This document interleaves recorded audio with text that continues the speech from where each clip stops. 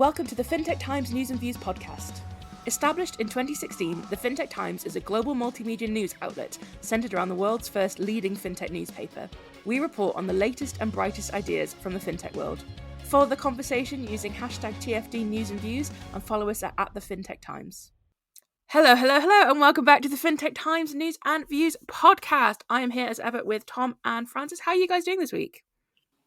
Not too bad this week. It's been a bit of a slow week for news, and I'm battling away with a cold over here. So if I start croaking out or losing my voice, that's why I'm not getting nervous on the podcast. But yeah, no, it's been a good week, and it's good to have you back because you weren't here last week, and we had to struggle for another podcast without you.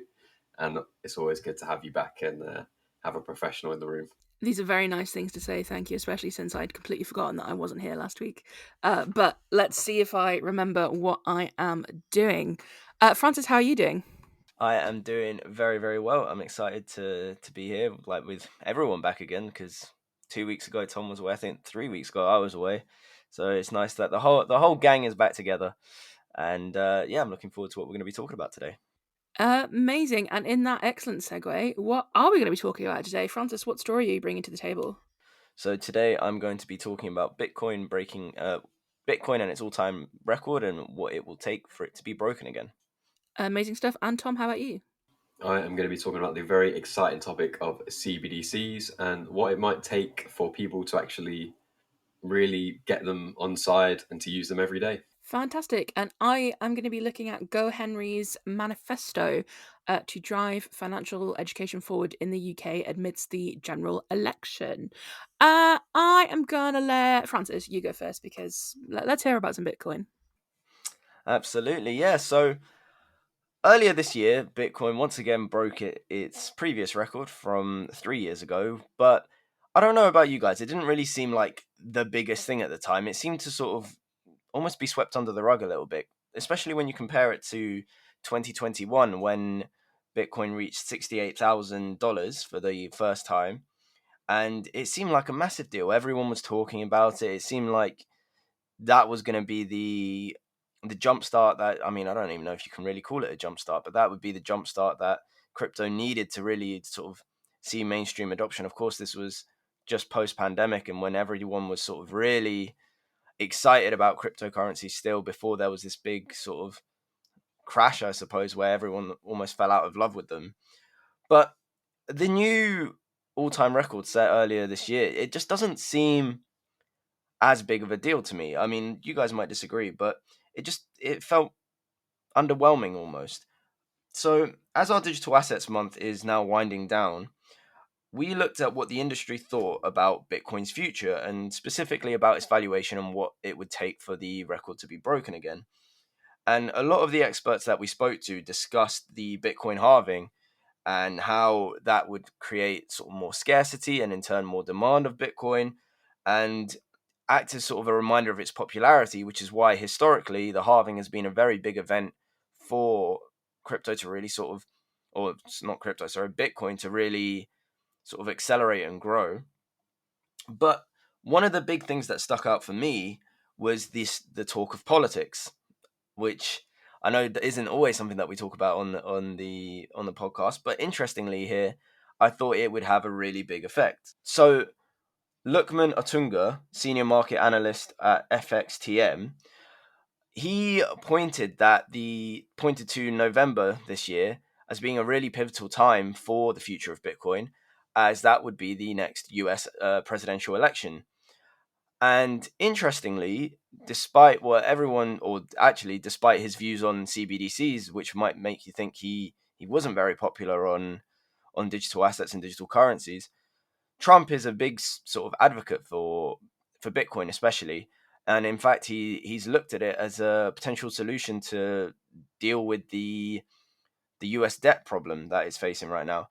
But what I thought was really interesting is that should Trump be elected, and he sort of does sort of sing the Bitcoin's praises and sees the price increase, what I think would be really interesting for me is sort of the aftermath of that, when there is this huge selling hype where everyone wants to sort of capitalize on the new high that I'm sure would inevitably come, and sort of what the future of the cryptocurrency would be, because I could see it come crashing down.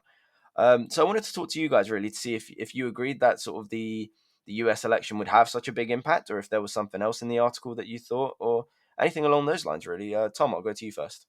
I don't know. I mean, I'm not particularly well versed when it comes to American politics and specifically its impact on crypto, but I could see that having a minor impact. It depends on what's said about Bitcoin and whether it does become a focal point of any sort of manifesto or elections that are going on.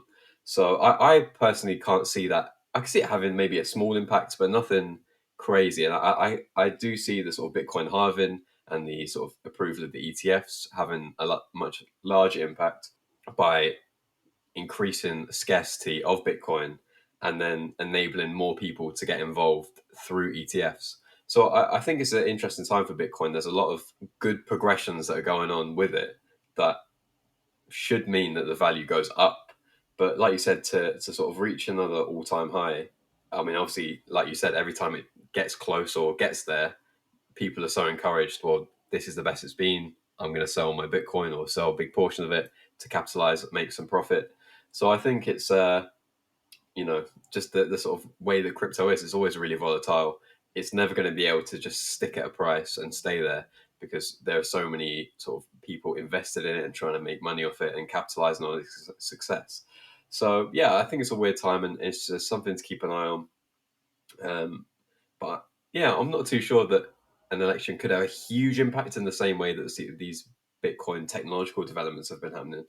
But maybe I'm wrong, and it will be interesting to see how that pans out. Yeah, for sure. I suppose one of the main reasons that I was seeing this as perhaps a bigger catalyst than those is that the halving has been and gone, and obviously the ETF approval happened in January this year as well. And when those things happened, Bitcoin did have sort of like a short revival, but it didn't really stick as much as it did in March. And that's sort of what makes me think that perhaps, if a whole country is going to get on side and see that, their president is saying this sort of asset is going to be our saving grace, I feel like a lot more people who, while you could say the ETF is going to bring more awareness, I think if Trump, somebody who, like I would say the majority of Americans are aware of, is then speaking about Bitcoin, I think that would almost bring more awareness than sort of just seeing an ETF on a normal investment platform, or a traditional investment platform, I should say. But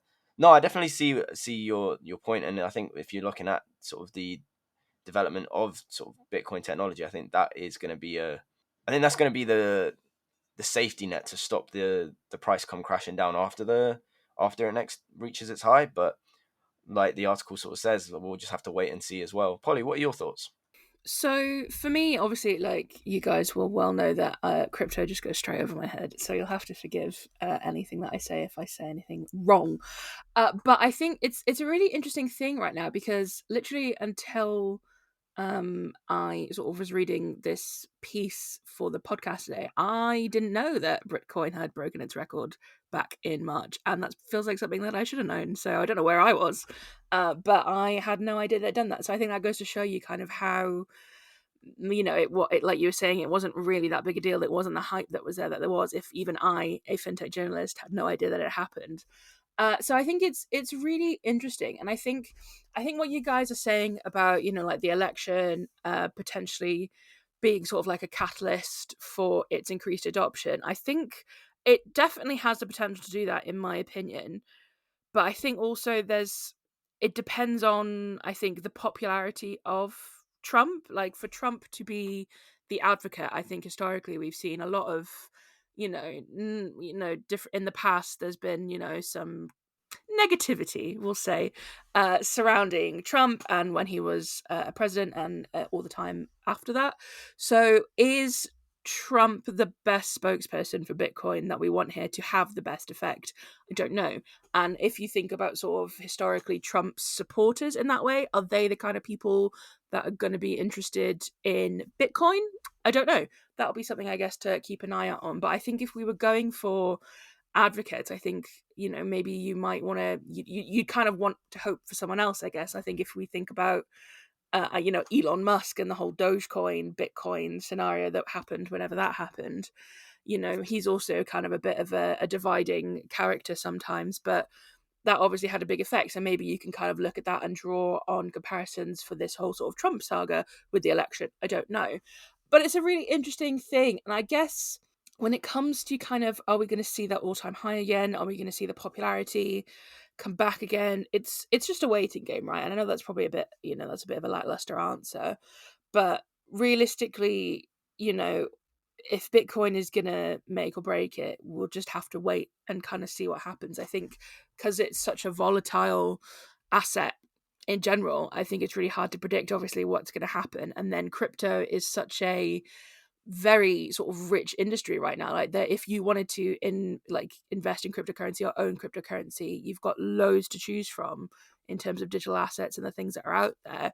So while Bitcoin, I think, is still the most sort of popular one in just terms of like marketing, and like if you think cryptocurrency, you're probably going to think of Bitcoin.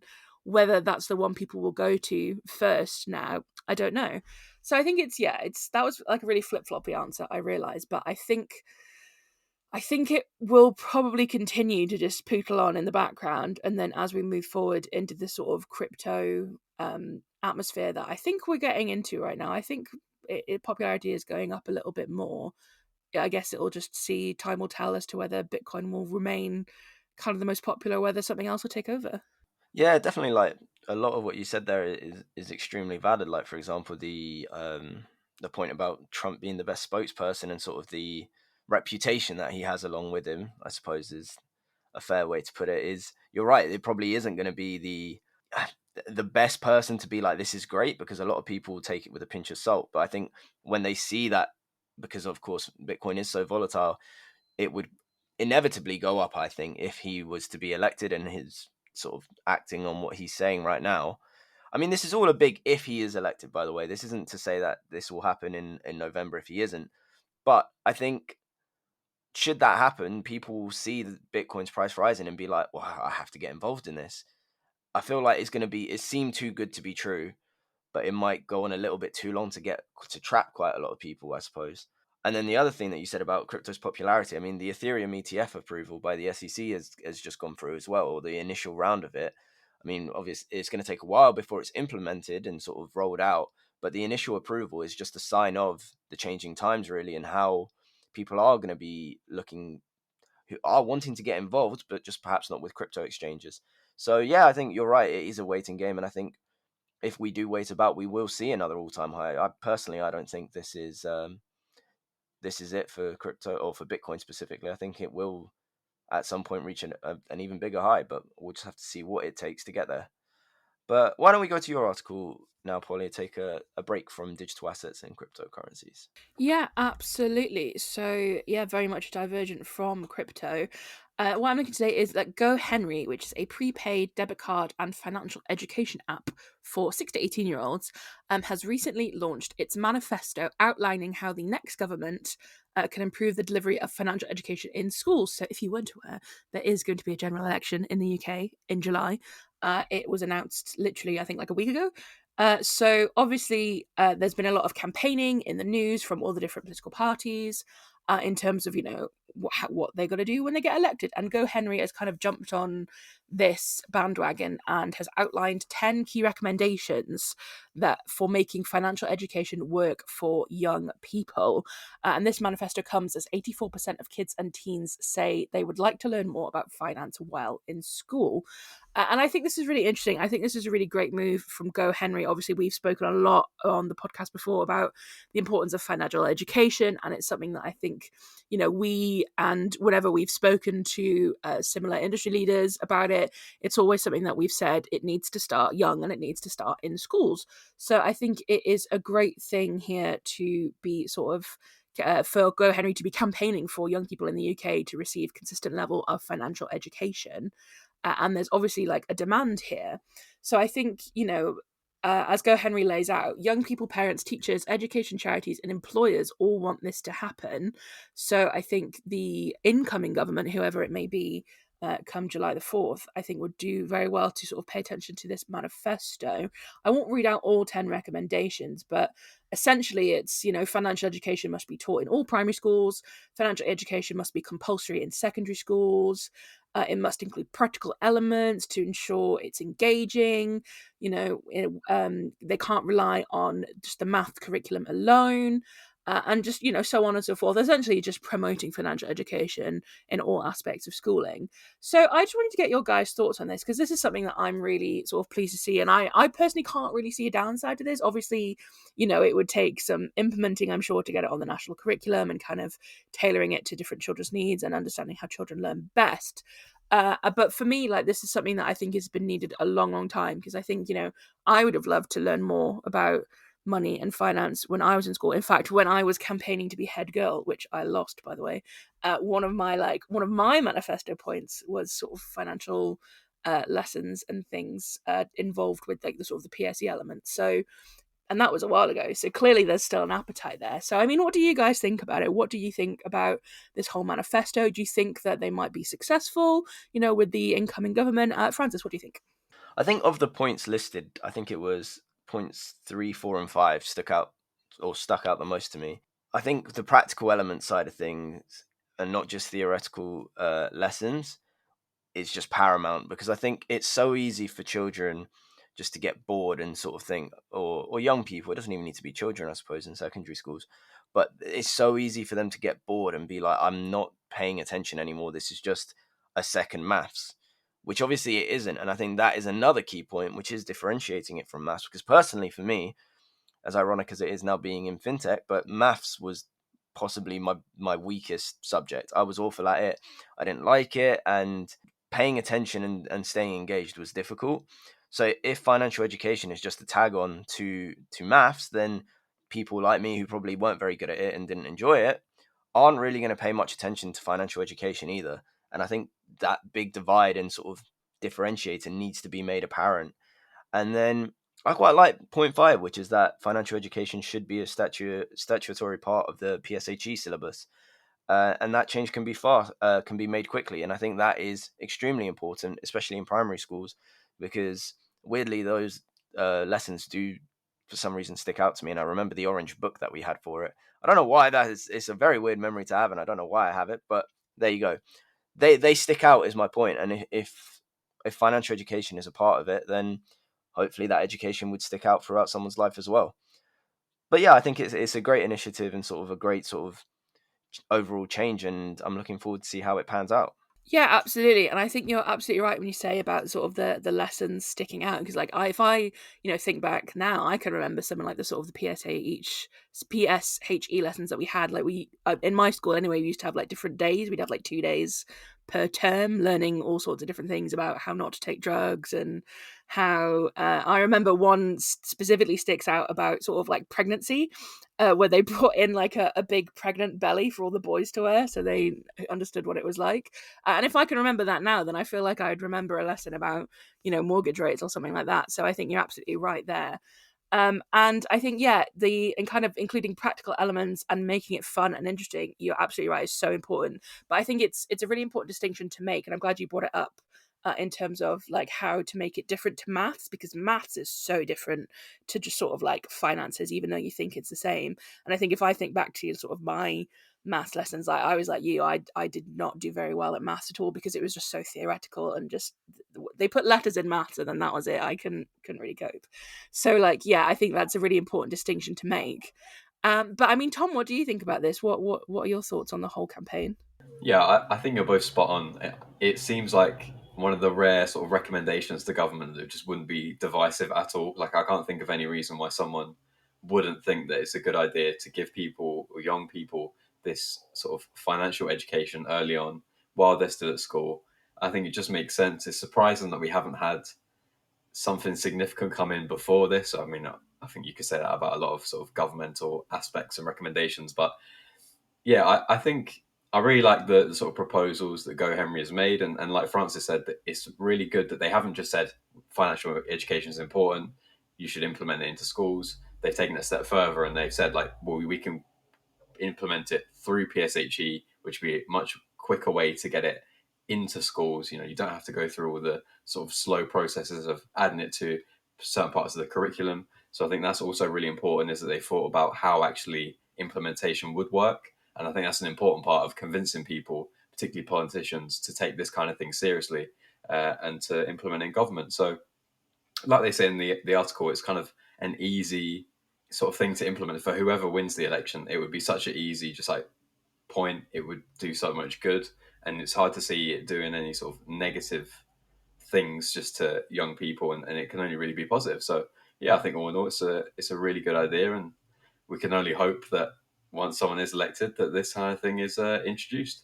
Yeah, absolutely. I love everything you've said there, and I completely agree. I hope that this kind of GoHenry's campaign is successful when it comes to sort of promoting financial education, and the government takes notice. So I think that's all we can hope for, really. But Tom, why don't we go to you for our last article of the day, back to digital assets? Absolutely. So yeah, keeping the digital asset theme alive, we had a look into some of the latest goings on surrounding central bank digital currencies, or CBDCs. And as most people know by now, the sort of vast majority of countries around the world are considering the implementation of CBDCs. So in May 2020, only 35 countries worldwide were exploring them. But now 134 countries and currency unions, which represent 98% of global GDP, are thinking about implementing CBDCs, while 68 countries are at the advanced phase of exploration, which means either it's in development, they're piloting it, or they're about to launch it. So, also 19 of the 20 G20 countries are now in the advanced stages of CBDC development. So, it's something that is going on both in sort of developed countries and emerging markets. It's happening everywhere around the world, and it's covering the vast majority of the world. And yet, we're still at a point where most people, regardless of what region you're in, a lot of people are still asking, well, what's the use case? What actually are the benefits that a CBDC could bring, regardless of the country? So, in this one article, we asked industry leaders what it is going to take to get users on side with CBDCs for everyday use. And looking at the responses we had, it looked like the biggest concern for users often relate to privacy and access to cash. So they basically feel like a central bank led currency could lead to cash being phased out even faster than it already is now, which is something we've discussed many times on the podcast before, and the sort of dangers of losing all access to cash. But people seem to agree in the article that if people are given assurances that their privacy is the top priority, and that the measures are going to be introduced to protect the existence of cash, then they could be open to a CBDC. But Aki Ballo, who's the co-founder and CEO of DLC Link, says that for CBDCs to become widely used in daily transactions, governments must ensure they are not only secure and offer clear advantages over existing digital payments, which include like lower fees or improved transaction speeds. So I wanted to bring it to you guys after this to kind of ask you what you think about CBDCs. If it was implemented here, what kind of advantages or benefits would they need to offer in order to make it really appealing to you? Is there anything you can actually think of that would make it really enticing and make you want to use it day to day? Or are your existing sort of digital payment methods, do you feel are more than sufficient already? Polly, what do you think? Yeah, I think this is a really interesting question, and one that I think should the UK sort of get the CBDC up and running, that they're going to have to really think hard about, because obviously, like as we've seen and as you've just said, the adoption of CBDCs where it's been piloted is very low. Even though it seems that a lot of countries are keen on getting involved, and I guess my questions would still be around the sort of like why, like what are the benefits here, and you kind of have to think about like just the average consumer, I guess, and think, what is the average consumer going to want from this? And there's one thing to be like, oh yeah, it's a really great security benefits and things like that, but like the average Joe probably isn't going to really care too much about that, because if they're happy using their own payment method, their cards, their Apple Pay, whatever, and if it ain't broke, don't fix it. So I really wonder how they're gonna sort of push adoption.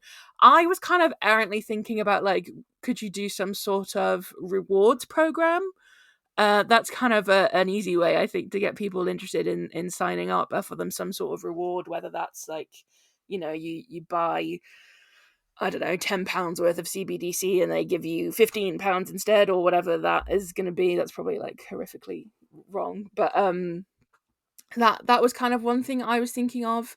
And I guess you just have to make sure that it's going to be widely accepted. So there's no point sort of getting CBDCs and then, not being able to use that currency anywhere else because no one accepts it or no one quite understands how it is accepted. So yeah, I think it's a really interesting one, because even like I was thinking about as you were talking then, I'm like, would I download, would I get in on a CBDC if it was offered? And I probably would, just to out of curiosity, but then I think that's only because of my job as a fintech journalist. I think actually if you think about sort of the average consumer, I doubt many people will be that bothered, and I also doubt many people would even know about it unless they get their marketing really good. Because I think, going back to what we were saying about like Francis with crypto, you've got to get the popularity and the hype going, otherwise people aren't really going to know about it and people aren't going to really want to get in on it. So yeah, it's a really interesting one, but I think the way I would do it is via incentives. Like, there's got to be some sort of incentive, whether that's a reward or like a monetary thing, or you give everyone who downloads it a gift card or what, I don't know. But I think that's the only way you're going to be able to do it. You've got to give people a reason to want to sign up. And then I guess once they've tried it out, then that's how you keep them, because they've tried it and they think, actually, yeah, this is great. So yeah, that would be my idea. Yeah, you've kind of taken the exact kind of route that I was thinking of as well, which is the one thing that would make it appealing is some kind of reward element that, gives you something back that you're not going to get back from other payment methods. And it is quite hard to imagine them being able to release a CBDC that offers so much more convenience and speed and seamlessness compared to what we already have available to us every day, that the sort of technology alone would be enough. So like you said, I feel like the only way is to offer incentives, but then it's kind of the idea of, well, how good have the incentives got to be? Once people have, got their incentive, do they just ditch the CBDC again and go back to what they were using every day anyway? So like you said, I think they've got to get their sort of marketing right and the incentives right if they do decide to implement the CBDC. And yeah, I think it'll be an interesting space to look into. But Francis, what are you thinking? Is there anything a CBDC could offer you that, would make you download one? I think, well, I hadn't thought of it, but hearing Polly sort of say about incentives, I I wholeheartedly agree. Yes, give me money for using CBDCs. That would be fantastic. But my sort of main takeaway was really, I liked what Brett Hillis, the partner at Reed Smith, said, because he said that the last 15 years have been spent shoring up confidence in traditional finance, and for users to look past this, a truly compelling CBDC must be put forward. And I think that's really the big thing. And you also alluded to it, Tom, is that there needs to be something so far beyond what we already have that it seems like a no-brainer to make the switch. Otherwise, I don't think there is going to be mainstream adoption, because as Polly also said, if it ain't broke, don't fix it. Our payments work right now. Our digital payments, the way we do them, sure, there might be some annoyances every now and then, but for the most part, I think they probably work exactly like we want them to. So for something to come along to sort of completely get us to change all that, it needs to be revolutionary. And I can't think of anything really. I mean, lower fees and improved transaction speeds, I think the lower fees we'd probably only see on sort of like the back end. We, as a consumer, I don't think we'd see them as much. I think that would be more seen in businesses, or for businesses even, rather than for us. But then transaction speeds, I mean, when we're using the faster payments, I feel like they're pretty instant now. So it's like, how much better can it really be than that? And I mean, obviously, then you could argue making payments on the weekend or stuff like that, because that is still where sometimes we have issues. But that aside, I think I don't have the answer as to what this revolutionary idea will be. It just needs to be something insane. Well, I feel like we're not asking for too much there. We just want something insane to make us download CBDCs. And yeah, I think you're right, though. It's a really good point that you made, that what we have now isn't broken. And it does mean that it's going to have to be so enticing to make people even consider trialing it out. And if the user experience, once they do trial it, isn't absolutely perfect in every way, then they are just going to jump back to what they have already, their sort of existing digital wallets. And yeah, I think there's a lot of good points that you raised there. Some people might even say that's insane. Some people might, not me, but some people might.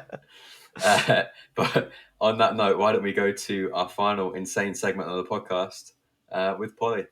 Love that. How insane of you, Tom, to do that. But yeah, if you liked any of our things that we talked about today, head on over to thefintechtimes.com where you can read plenty more news and insights over there. But yeah, let's do what I learned this week, where each week we are learning so much new news and information, being on the Fintech Times editorial team, that we thought it'd be fun to share that with our listeners. So Francis, what have you learned this week? So this week I learned about a new partnership between Currency Cloud and Pivio and how they've joined forces to remove cross-border payment hurdles across China and sort of the Asia region, which I thought was really interesting. Awesome. And Tom, what have you learned this week?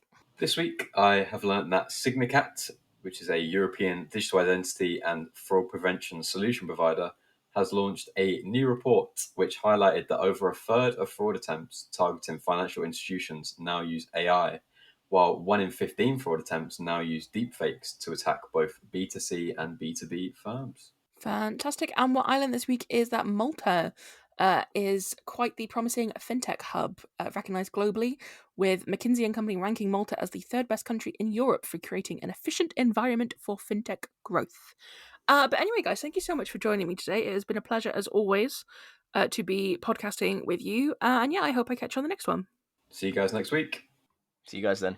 Thanks for listening to the Fintech Times News and Views podcast. Don't miss next week's episode and continue the conversation using #TFT News and Views and follow us at the Fintech Times.